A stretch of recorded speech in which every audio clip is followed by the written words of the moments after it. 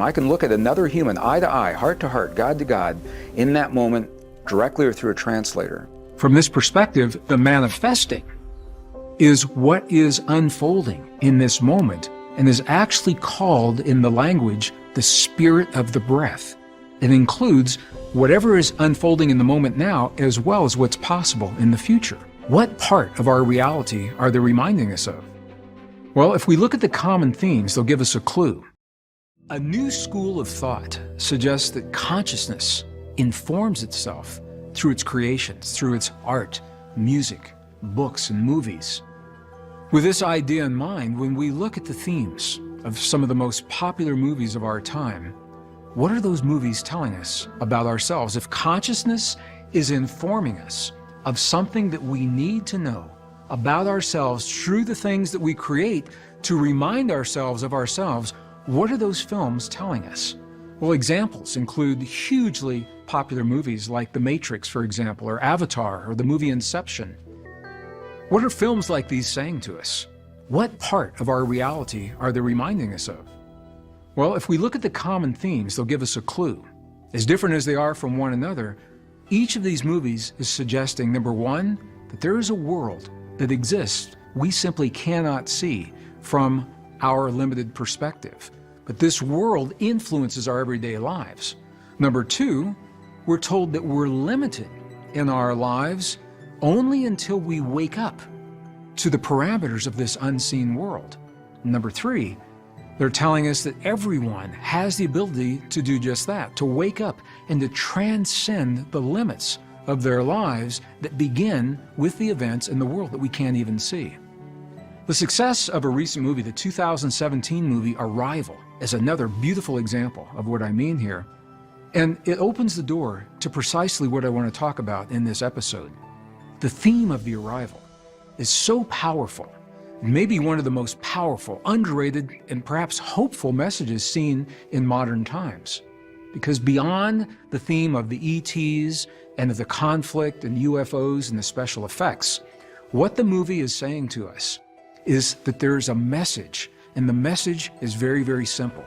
The message says that the language that we use in our everyday lives determines the way our brain connects the neurons, and in turn, the way that we think and even what we think about.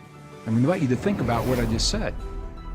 This movie is suggesting somehow that the words that we use to communicate day in and day out, they're more than simply words, that they actually are directly linked to the neurons in our brain.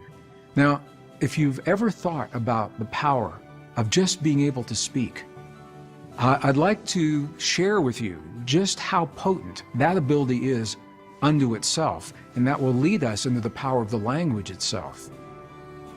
When we speak, when we say the words to convey what it is that we're thinking and feeling in our lives, what we're really doing is a series of steps that begins with one of the most intimate acts that we could ever imagine.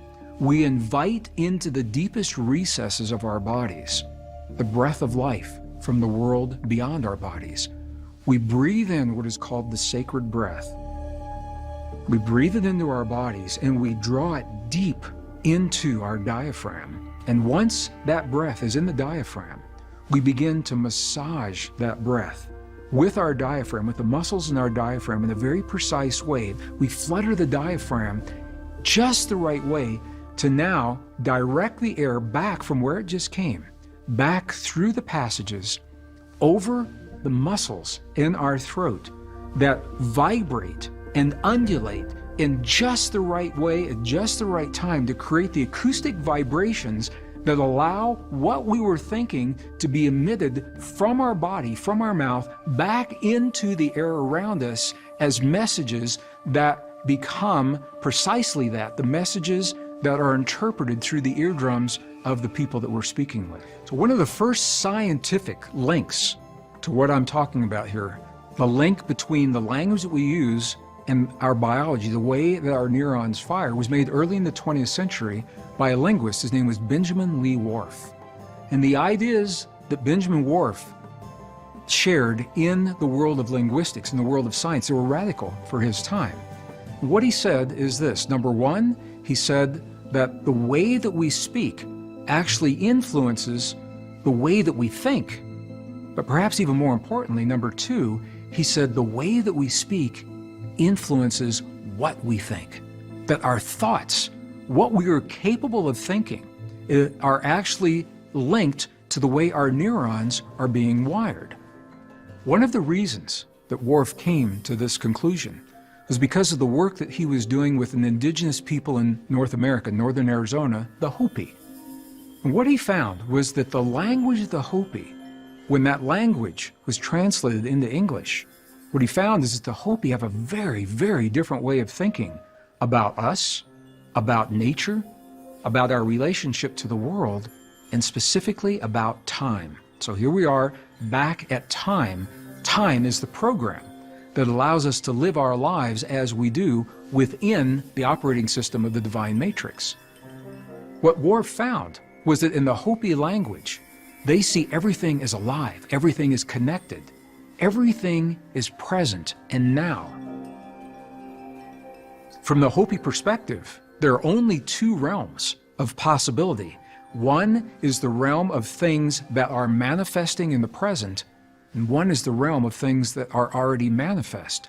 The Hopi do not think about time the way that we think about time. From their perspective, the manifest is everything that has already happened. It's everything that we can sense, everything that we can experience. It's what's already occurred in the world. From this perspective, the manifesting is what is unfolding in this moment and is actually called in the language the spirit of the breath. It includes whatever is unfolding in the moment now as well as what's possible in the future. Now, these may seem like insignificant changes that I'm talking about between the way that the Hopi think and the way we think, but they have very powerful implications. Science is only a language. It's a good language. It's only one language that describes our world. And there are many other languages, and I think for me this is the value of going into the monasteries of Tibet and Bolivia and Peru and Nepal. We've been in monasteries in Egypt, in their libraries, their records. For 1,500 years, people who have lived the traditions and perpetuated and taught them, because we can look at them. I can look at another human, eye to eye, heart to heart, God to God, in that moment, directly or through a translator.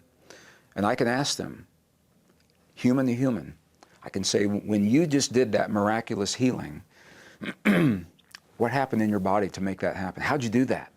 And if I don't understand what they say, I can ask them again and again and again until they either kick me out of the monastery because they're tired of my questions, or they will answer my question.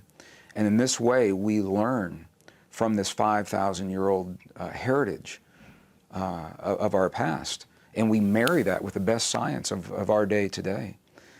In the book Small Miracles, there's an amazing story. It's a true story, and I share it with our audiences a lot, of what many people would call a miracle.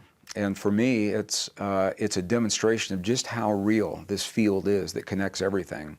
It's a story of a young Jewish boy. His name was Joey, who at the age, I believe, of 19, suddenly woke up one morning and began to question 5,000 years of Jewish tradition. He began to question all of the things he'd been taught by his family, and his father took it as a personal offense. He said, how can you question this lineage of wisdom and tradition? And Joey said, I've got to go out in the world and find out for myself if these things are true or not. And his father said, if you turn your back on your tradition and you go out in the world and search for yourself, he said, you're no longer my son. I have no son. And Joey said, I've got to do this. And he left. And he went into the world and he studied in the ancient and the Eastern traditions, Buddhist traditions, and the Jewish traditions. And he was in a small cafe, and I believe it was in Paris. And you never know who's going to walk into those cafes. And a friend of his walked in from the States that he hadn't seen since he left. And the first thing his friend said was, I was so sorry, Joey, to hear about the death of your father. And it was the first Joey knew that his father had died. And so he immediately came back to the States and he began speaking to his father's friends and their neighbors. And what he found is rather than turning his back on his son, his father had done just the opposite. He was so proud of his son for having the strength to question 5,000 years of faith. And he spoke about his son incessantly and honored his son's courage. And this led Joey back into the Jewish tradition that he had left to explore. And it eventually led him in a traditional pilgrimage to the Holy Wall in Jerusalem. And if you've ever seen this wall, you know that it's made out of these massive stone bricks that have been there for so long that the mortar holding them together has fallen out. So where the mortar used to be, there are empty spaces, and the tradition is to inscribe a prayer on a paper or a cloth rolled up and place your prayer into that wall. And this is what Joey was doing. He'd written a prayer to his father, asking for his father's forgiveness for the pain that he'd caused and the suffering in the family. And he was pacing back and forth in front of the wall, looking for just the right place where he would leave his prayer. And there was a place that caught his eye, and as he was raising his hand to put his prayer into that place, the moment that he did that, another prayer that was already in there somehow magically fell out at his feet. And as he reached down to pick up the prayer that had fallen out, it was already partially unrolled, and he already recognized what was happening here. It was a prayer in his father's handwriting that his father had written before his death, and had come to precisely the same place and put in precisely that crevice in the wall that Joey had been drawn to. And as Joey read the prayer, it was a prayer from his father to God, asking for forgiveness for turning his back on his son, and how much he really loved his son and how proud of his son he was. And the reason I share the story, for two reasons. First of all, when we hear the story, there's a feeling within us. I feel it every time I share it. That feeling is a language. It's a nonverbal language. And if I just simply said to you or to an audience, have that feeling right now, you might be hard-pressed to do it because there's no reason to have the feeling. But when we hear stories like that, that feeling came from a place of innocence, of emptiness, of non-judgment. You didn't know what was going to happen, but you feel a feeling when you hear that story.